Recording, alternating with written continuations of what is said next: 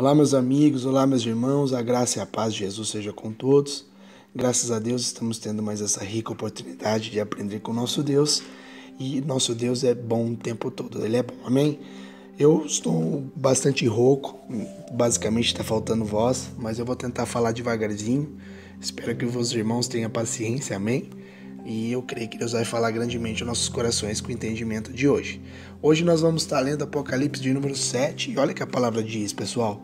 Depois disso, vi 4 anjos de pé nos 4 cantos da terra, retendo os 4 ventos para impedir que qualquer vento soprasse na terra, no mar ou em qualquer árvore. Então vi outro anjo subindo do oriente, tendo o selo do Deus vivo, e ele bradou em alta voz. Os 4 anjos a quem havia sido dado o poder para danificar a terra e o mar. Não danifiquem nem a terra, nem o mar, nem as árvores, até que selemos as testas dos servos do nosso Deus. Então ouvi o número de que foram selados, 144.000, de todas as tribos de Israel. Da tribo de Judá foram selados 12.000, da tribo de Ruben, 12.000, tribo de Gade, 12.000, da tribo de Aser, 12.000, da tribo de Naftali, 12.000, da tribo de Manassés, 12.000, da tribo de Simeão, 12.000, da tribo de Levi, 12.000, da tribo de Issacar, 12.000, da tribo de Zebulon, José, Benjamim, 12.000 também cada. Depois disso, olhei e diante de mim estava uma grande multidão que ninguém podia contar, de todas as nações, tribos, povos e línguas, e de pé diante do trono do Cordeiro, com vestes brancas e segurando palmas, e clamavam em alta voz: a salvação pertence ao nosso Deus, que se assenta no trono, e ao Cordeiro. Todos os anjos estavam de pé ao redor do trono, dos anciãos e dos 4 seres viventes. Eles se prostraram com o rosto em terra diante do trono e adoraram a Deus, dizendo: Amém. Louvor e glória, sabedoria, ação de graças, honra, poder e força sejam ao nosso Deus para todo sempre. Amém. Então um dos anciãos me perguntou: quem são estes que estão vestidos de branco e de onde vieram? Respondi: Senhor, tu sabes. E ele disse: estes são os que vieram da grande tribulação e lavaram suas vestes e branquearam no sangue do Cordeiro. Por isso, eles estão diante do trono de Deus e o servem dia e noite em seu santuário. E aquele que está sentado no trono estenderá sobre eles o seu tabernáculo. Nunca mais terão fome, nunca mais terão sede, e não cairá sobre eles sol e nenhum calor abrasador, pois o Cordeiro que está no centro do trono será o seu pastor, e ele os guiará às fontes da água viva. E Deus enxugará dos teus olhos todas as lágrimas. Amém? Graças a Deus por isso, pessoal. A gente vai ver aqui, basicamente, essa introdução de Apocalipse 7, onde João está vendo os salvos nos céus. Ele está vendo diante do trono de Deus em 2 grupos reunidos: os descendentes de Israel e os gentios de todas as nações. Então, essa visão aqui é um dos parênteses aqui do livro, com o propósito de revelar a glória da salvação na presença do Senhor. Então, como forma de garantia e consolo diante dessas provas que estão por vir, ou seja, o futuro, Apocalipse em si diz revelação daquilo que há de acontecer. Então, o capítulo 7 de Apocalipse é um segundo intervalo das principais visões, ficando entre os 7 selos e as 7 trombetas. Ou seja, nós vamos dividir aqui, a respeito das visões e a respeito dos intervalos que a gente entende aqui da palavra. Visões, a gente vem iniciando as 7 igrejas, onde nós lemos no Apocalipse 2 e 3, o próprio Jesus trazendo as orientações, trazendo a visão das 7 igrejas, os 7 tempos da terra. A gente vê ele falando sobre os 7 selos, aqui em Apocalipse 6, onde a gente vê que somente Jesus é digno de desatar os selos, com cada promessa, cada efeito a ser acontecido. Amém? E a respeito também das 7 trombetas, que nós iremos ler amanhã em Apocalipse 8. Os intervalos, a gente separa em 2 intervalos.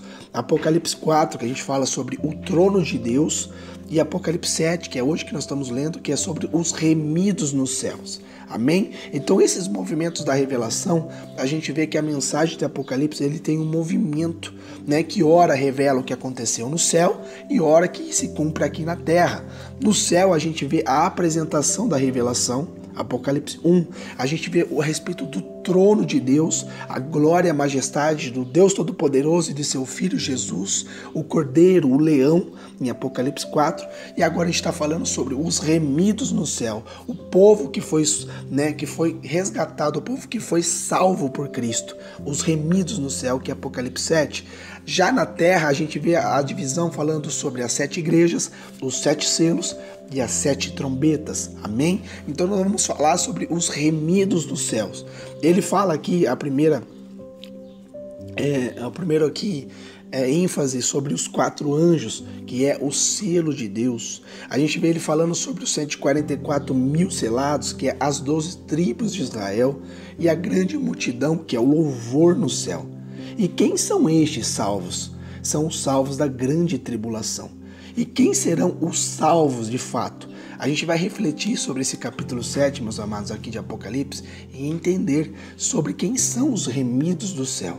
Quando a gente vê ele falando sobre os 4 anjos, que ele fala assim, olha, depois disso eu vi 4 anjos em pé nos 4 cantos da terra, segurando os 4 ventos, para que nenhum vento soprasse sobre a terra, nem sobre o mar, nem sobre árvore alguma. Os 4 anjos, meus amados, são os protetores que seguraram os ventos extremos aqui da terra e preparam para algo grandioso que vai acontecer. São seres celestiais que estão, sobre a ordem de Deus. E João, ele vê 4 anjos que estavam nos 4 cantos da terra, representando o quê? Os pontos cardeais, ou seja, norte, sul, leste, oeste. E a gente vê isso em Zacarias 6, onde fala que está segurando os ventos para não soprarem. Esta foi uma demonstração do poder de Deus. Estes mesmos anjos recebem o que? A função de aplicar a ira divina por causa da desobediência humana. Apocalipse 9:4, a gente vê a respeito disso, que Deus fala a respeito disso, onde também fala que são o quê? Os guerreiros de Deus. Efésios 6:12, Paulo traz essa ilustração, preparando para um grande acontecimento que há de vir. Então, quando a gente começa a abordar o selo de Deus aqui, meus irmãos, a respeito de vi outro anjo que subia do nascente do sol, tendo o selo do Deus vivo, e ele gritou com voz bem forte aos 4 anjos, aqueles que tinham recebido o poder para causar dano à terra e ao mar, dizendo, não danifiquem nem a terra, nem o mar, nem as árvores, até marcarmos com um selo a testa dos servos do nosso Deus. Pessoal, aqui a gente tem que entender o contraste. Deus vai marcar os teus escolhidos, Deus vai marcar na testa os teus servos, amém? Esses que hão de ser salvos. De contrapartida, Satanás vai marcar na testa, a marca da besta, naqueles que serão perdidos, aqueles que negarem a sua fé, aqueles que se corromperem, venderem a sua fé, venderem a sua salvação por causa do quê? De segurança, de alimento e tudo aí por aí vai, amém? Isso é a grande tribulação. Então, os remidos do céu, a gente vê destacando aqui sobre os 4 anjos, ou seja, o selo de Deus, que é essa marca invisível, espiritual, que vai estar dentro da pessoa. Efésios 1:13 diz sobre a proteção, antes da marca da besta. Deus vai selar a marca aos seus escolhidos. Então, quando ele fala assim, 1/5 anjo carregava na mão o selo do Deus vivo e clamava para os outros 4 anjos não ferirem a terra até que os escolhidos fossem o quê? Marcados.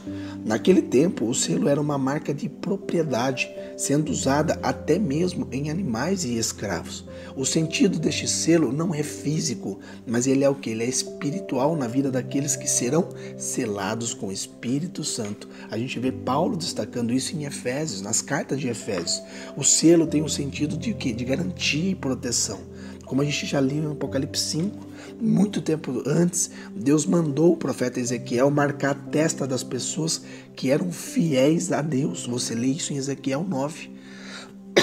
Este selo, ele será uma preparação contra a marca da besta, que a gente vai ver aqui mais para frente, em Apocalipse 13, 16 e 17. Então, é uma garantia de proteção do mal. por isso nós precisamos confiar que mesmo diante das tribulações, se estiver na presença do Senhor, nós seremos protegidos por Deus, com grande livramento. Então precisamos buscar este selo do Espírito Santo, porque quem for selado por Deus não poderá ser marcado pelo anticristo. Amém? Então, quando ele começa a abordar aqui a respeito dos 144 mil selados, onde ele fala, olha, então eu ouvi o número dos que foram marcados com o selo, né, e eram 144 mil, né, de todas as tribos dos filhos de Israel, a gente vê que ele fala sobre os remidos no céu. Esses 144 mil pessoas, meus amados, né, é uma interpretação literal, porém o número não seja literal. A gente entende que são a respeito de quem? Dos judeus convertidos, os sobreviventes da tribulação, esse plano para resgatar Israel e o cumprimento das profecias. Amém? O anjo com o selo, ele marcou 144 mil pessoas das tribos de Israel. O povo judeu rejeitou a Cristo, mas os gentios creram e alcançaram salvação. Romanos 15, Paulo diz a respeito disso. E mesmo assim, Deus tem um plano de resgatar o primeiro povo que o serviu, os filhos de Israel, e cumprir o quê? As profecias da palavra de Deus. Amém? Para muitos este número é preciso e literal, né? Devido aos detalhes do texto, reorganizando aqui o que é a nação de Israel em 12 tribos, sendo que 12 mil de cada tribo crerão no Senhor Jesus como Salvador e sobrevivendo à tribulação. Mas as 12 tribos aqui não existem mais, né, devido que a diáspora, né, que se dispersaram pelo mundo e se misturaram com outros povos. Isso também pode ser parte do plano divino de salvação do mundo de Israel como um só povo. Ou seja, a gente tem que entender, pessoal, que há muitos mistérios aqui. A palavra de Deus, a gente pode até ver que os judeus eles estão se reunindo novamente. Aquele chamado para que eles voltem para a sua origem, voltem para a sua terra. A gente está vendo tantos judeus que estão dispersos pelo mundo, que estão voltando para a sua terra natal. Tudo isso é um propósito. Se você observar os sinais, você vai entender que é o cumprimento da profecia do Senhor. Amém? Por mais que o número aqui não seja literal, mas a gente tem que entender o que? O princípio, o fundamento. Amém? Então este texto, ele não tem a intenção de fazer separação do povo judeu de outros povos, mas de o que? De reunir em um só plano de salvação. Pois na graça não há mais qualquer tipo de distinção, sendo todos igualmente pecadores. Paulo fala em Romanos sobre isso. Sabemos que a igreja é o verdadeiro Israel de Deus. Paulo diz para Gálatas também sobre isso. E por isso Deus não faz distinção entre judeu e grego, ou seja, o povo escolhido e o povo que foi resgatado. Então o propósito nessa mensagem é revelar o quê? Que Deus quer salvar todos os povos, inclusive a nação de Israel, que antes o rejeitou, cumprindo o quê? As profecias e trazendo uma nova aliança. Amém? Glórias a Deus por isso. Quando ele começa a abordar aqui a respeito das 12 tribos, né, que são os remidos do céu, os 144 mil selados, a gente vê que aqui fala sobre as 12 tribos de Israel. O número é simbólico, né, que a gente vê nos estudos de teologia, 12 vezes 12 mil, né, que representa os 12 tribos, né, e mil tem o sentido de infinito. E o texto aqui, pessoal, ela traz uma listagem das tribos contando 12 mil servos de cada tribo. Porém, as tribos de Dan e de Efraim, devido à sua idolatria, que a gente lê lá em Juízes 18, elas foram substituídas por José e Levi. A tribo de Judá, ela aparece aqui em primeiro lugar, destacando-se o quê? Talvez por ser a tribo da descendência da família de Jesus, e a tribo de Levi, que antes não tinha possessão, por se dedicarem ao ministério, agora terão um espaço no céu também, dando continuidade ao seu ministério de adoração e serviço a Deus. Amém? Na Bíblia existe listagem diversas das tribos, dificultando a separação das mesmas, que sofrem alterações em diversos momentos da história. Se você parar para ler Gênesis, Números, Ezequiel, você vai compreender a profundidade dessa revelação. Amém? Por isso este número parece ser simbólico, revelando que o propósito de salvação do povo de Israel. O número 144 mil é uma multiplicação, né, de 12 dúzias de mil, trazendo um resultado perfeito, né, a respeito do número 12 do Apocalipse. A gente pode ver que o Senhor trabalha com muito, muita simbologia, né? A gente vê que a numerologia do Senhor é perfeito. Você vê que 7 é o número perfeito, 40 é o número de gestação. Então, tudo tem um significado. Nada é por acaso. Quando você vê o número 12 aqui no Apocalipse, a gente pode dividir 12 tribos de Israel, né, os 12 mil de cada tribo, 12 estrelas, 12 portas de Jerusalém, 12 anjos, 12 fundamentos da muralha, 12 mil estádios à medida da cidade santa, 12 pérolas como portas, 12 frutos da árvore da vida. Então o número 12, meus amados, o sentido na Bíblia para o governo de Deus, para o seu povo, pois Israel se organizou em 12 tribos e Jerusalém também organizou seu grupo de discípulos com 12 pessoas. Amém? Os remidos no céu, quando a gente está vendo aqui, como são esses 144 mil selados? Eles são o quê? Judeus, adoradores, santos. Amém? Embora o número 144 seja simbólico para designar a abrangência aqui e propósito de salvação de Israel, estes selados serão adoradores do Cordeiro. Amém? Que fala assim, que entoavam um cântico novo diante do trono. O Senhor vai pôr um novo cântico nos nossos lábios. Amém? E também são pessoas consagradas. Por quê? Porque não se achou mentira na sua boca e nem tem mácula. Apocalipse 14, a gente vai ler sobre isso. Lembra quando a gente entende, quando o próprio Senhor fala, olha, será que eu acharei fé aqui na terra quando eu voltar? Jesus faz essa pergunta. Jesus já tem a resposta. Quando a gente vai ver ali mais para frente, né, que o próprio ancião perguntou a João, ele não quer saber a resposta, ele quer fazer João refletir. Jesus, quando falou assim, quando eu voltar na terra, será que eu acharei fé na terra? Jesus sabe a resposta, porém ele faz essa pergunta para que eu e você venhamos refletir do que estamos fazendo da nossa vida. Amém? Então, meus amados, não se achou mentira na sua boca e nem tem mácula, porque a palavra de Deus diz que Jesus voltará para uma igreja sem mácula, sem mancha, sem mentira, sem dolo. Amém? Então, se nós não tivermos em santidade, pessoal, nós não estaremos aptos a serem salvos. Amém? Então, esse é o plano de salvação para o povo de Israel, que cumpre as promessas de Deus para resgatar o seu povo. Isso é a grande multidão. Quando ele fala ali no verso 9 e 10, depois dessas coisas vi, e eis grande multidão que ninguém podia contar. Era povos, nações, tribos, línguas. Todos estavam de pé diante do trono do Cordeiro. Quem é o Cordeiro? Jesus Cristo.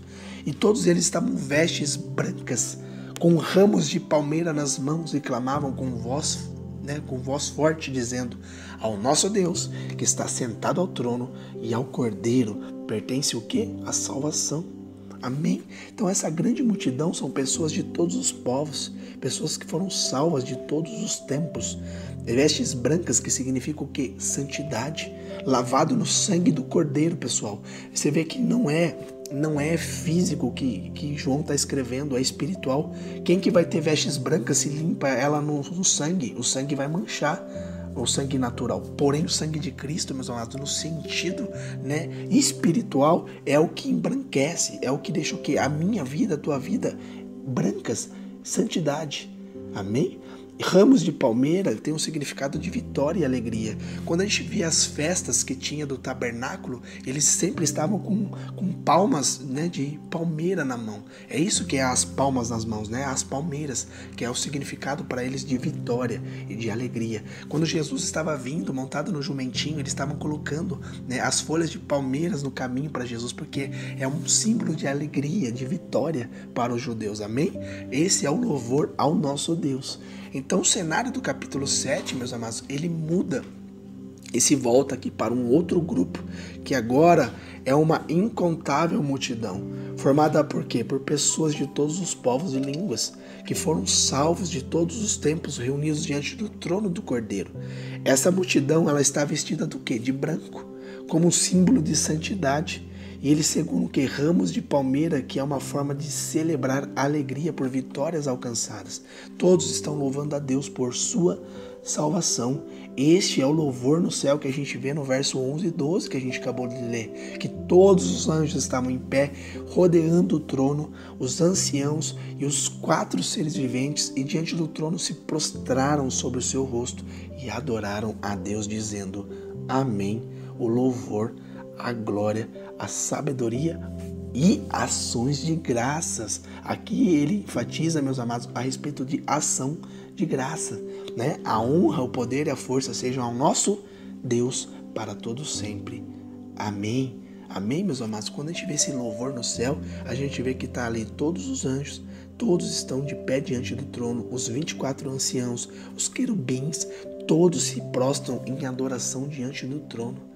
Amém? Então, essa visão do capítulo 7 se inclui numa grande reunião de adoração a Deus, com os salvos de Israel, que representam aqui pelo 144, uma grande multidão, e agora aparecem os anjos de Deus também. Juntos se reúnem diante do trono de Deus em adoração com os 24 anciãos e os querubins, chamados do quê? De 4 seres viventes. Todos se prostram em adoração diante do trono do Cordeiro. O que significa este louvor no céu?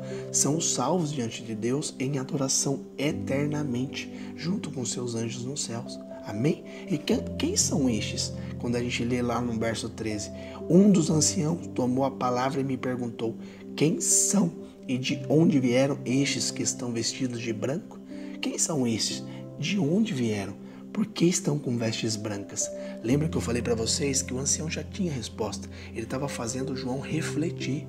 Então o apóstolo João aqui, ele é inquirido por um dos 24 anciãos sobre quem essas pessoas são, que estão vestidas de branco em uma grande multidão, de onde elas vieram.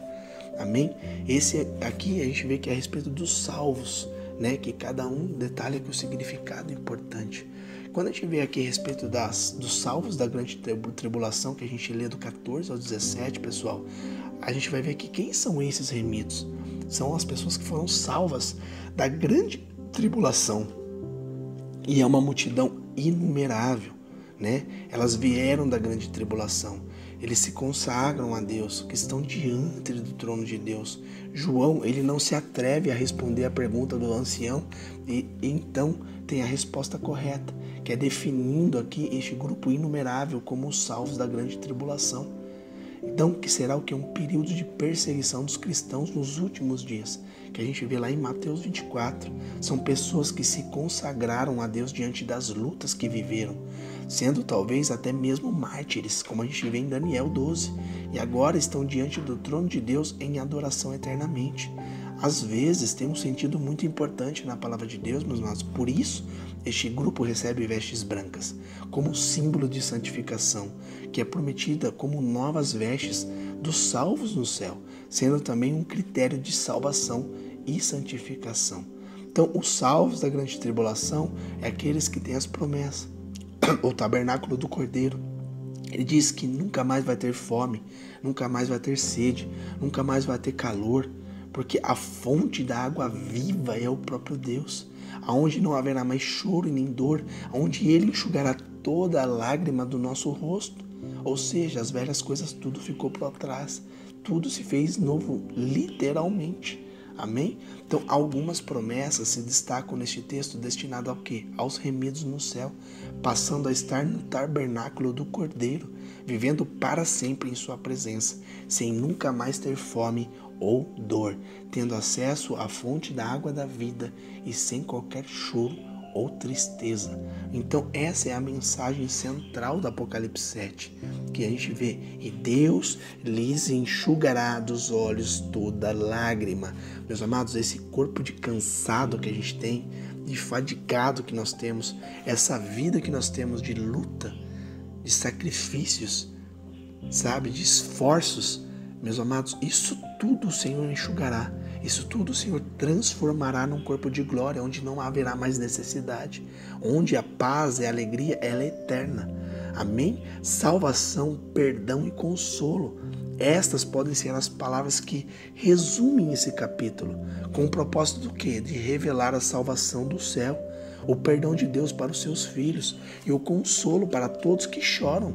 Se aqui na terra a gente passa por tantas lutas, lá no céu, meus amados, nós seremos amparados pelo próprio Cristo, que também sofreu por nós. Neste texto também vemos as duas alianças, a lei e a graça, que são os salvos da primeira aliança, que foi a lei do Antigo Testamento, e os salvos do tempo da graça, meus irmãos, que é revelado aqui no Novo Testamento, nessa nova aliança, nesse novo concerto que está em Cristo. Amém? Mas o propósito aqui não é a separação desses dois grupos, e sim o quê? A reunião dos mesmos em um só povo, que são os salvos em Deus. Amém? Então, meus amados, para concluir, nós temos que buscar o selo do Espírito Santo na nossa vida. Porque aqui em Apocalipse 7, a gente vê que um intervalo é aberto para revelar o quê? Os remidos no céu. Primeiramente com o selo de Deus marcando o quê? Os salvos. Especialmente os que se converterem, né, dos filhos de Israel, como propósito de Deus para a salvação de seu povo. Resgatando o quê? E cumprindo o quê? As profecias. Amém? Tudo que está escrito, meus amados, tudo que Deus prometeu, Ele vai cumprir. Tudo que Ele decretou vai acontecer. Pessoal, quando a gente vê, quando o próprio Jesus diz ali para os discípulos, quando haver rumores de guerra, tremores, haver tantas coisas, tantos sinais, ali é o início das dores. E a gente vê, meus irmãos, que nós estamos vivendo isso já há um bom tempo. A gente está vendo o que está acontecendo pelo redor da terra, meus irmãos. São tantos dilúvios que está tendo aí, né, cidades sendo destruídas, arrasadas. A gente vê tantos temporais terríveis que você vê que não é uma coisa natural. Não é uma coisa só normal, meus amados. É o cumprimento de todas as promessas. Agora tá tendo aí, meus amados, explosão de vulcões. E, meus amados, as coisas vão piorar cada vez mais. Porém, aqueles que estão selados pelo Espírito Santo de Deus, eles não sofrerão estes danos. Porque Deus tem salvação. Deus tem livramento para os teus filhos. Amém? Então, meus amados, fiquem firmes. Fiquem firmes, porque Deus tem salvação para o seu povo. Amém? Resgatando o que? O cumprimento dessas profecias. Então, uma grande multidão inumerável aqui revela quem são os salvos de todos os povos e línguas, sendo pessoas consagradas a Deus em adoração para diante de Deus no seu trono para sempre. Então, este texto aqui, meus amados, reme a grande tribulação profetizada por Jesus em Mateus 24, que está revelando o quê? Que haverá salvação durante esse tempo e que a igreja estará presente nela. Marcos 13, 20 e 22, olha só que ele registra do que o próprio Jesus, meus amados, né, ditou para eles. Marcos 13, 20, a gente fala assim: e se o Senhor não abreviasse aqueles dias, nenhuma carne se salvaria, nenhuma pessoa se salvaria, mas por causa dos eleitos que ele escolheu, ele abreviou aqueles dias. Amém? E então, se alguém vos disser, eis aqui o Cristo, ou ele ali, não acredites, porque se levantarão falsos cristos, falsos profetas, e farão até sinais e prodígios, para enganar, se possível, até os escolhidos. Amém, meus amados? E ele finalizou assim para eles: ora, mas vós vedes, eis que de antemão vos tenho dito tudo. Para quê? Para que a gente não caia nesses enganos. E aqui ele vai dando, né, a relação do que vai acontecer. Então, pessoal, quando Jesus está dizendo que os tempos seriam abreviados, porque se não fosse abreviado, ninguém seria salvo, nem eu, nem você, porque os tempos são maus e vão piorar. Tempo abreviado, meus amados, você pode perceber claramente. Hoje o dia não parece mais que tem 24 horas. Hoje parece que tem 12. Né? Você acorda, daqui a pouco você já está indo dormir de novo. Está muito rápido, está se abreviando. As coisas estão acontecendo muito rápido. A gente está no meio de uma pandemia, graças a Deus está começando a se controlar. Já está estourando mais um monte de coisa aí. E as coisas, meus amados, a tendência é piorar. Então, mais do que nunca, vamos buscar a santidade em Deus. Vamos buscar o arrependimento, meus amados, não só da nossa casa, mas da nossa nação. Vamos, meus amados, instruir as pessoas que mais do que nunca é hora de buscarmos a Deus. Mais do que nunca é tempo de a gente se prostrar diante de Deus e clamar por misericórdia, clamar por socorro, meus amados. Porque Deus, ele é fiel em cumprir, né, em nome de Jesus Cristo, o livramento na vida das pessoas. Davi mesmo diz que Deus, ele não resiste um coração contrito, um coração quebrantado. Davi, por tudo que ele fez de errado, meus irmãos, mas ele rasgava o coração e Deus tinha livramento para ele. Deus não olhava para o pecado dele, Deus olhava para o arrependimento dele. Amém? Então, pessoal, se nós aqui, brasileiros, nos se arrependemos, buscar o verdadeiro arrependimento, se consagrar diante de Deus, Deus vai nos ouvir e Deus vai nos livrar. Amém? Então, mais do que nunca, pessoal, para concluir essa palavra, né, a respeito da grande tribulação, né, que será destinada a essa perseguição dos cristãos, mas a gente tem que entender que se a gente estiver firme, nós vamos vencer todas estas coisas. Amém? Então, aqui, meus irmãos, Apocalipse 7, ela é uma esperança de salvação e consolo para todos nós, mostrando que aqui na terra passaremos por muitas lutas, sim, e que até mesmo com muitas tribulações, porém, precisamos perseverar e crer, sabendo que seremos protegidos pela marca do Deus Todo-Poderoso. Amém? Porque nós somos resgatados desse sofrimento que um dia vai acabar, porque nosso Senhor, Ele nos promete a vida eterna. Então deixe o Espírito Santo de Deus selar a minha e a tua vida. Amém, pessoal? Essa é a palavra de hoje. Que Deus te abençoe. Mantenha-se firme. Não sucumba na fé. Não desista, meus amados. Independente do que venha acontecer, mantenha-se firme na esperança de Deus. Amém? Essa é a palavra de hoje. Que Deus te abençoe.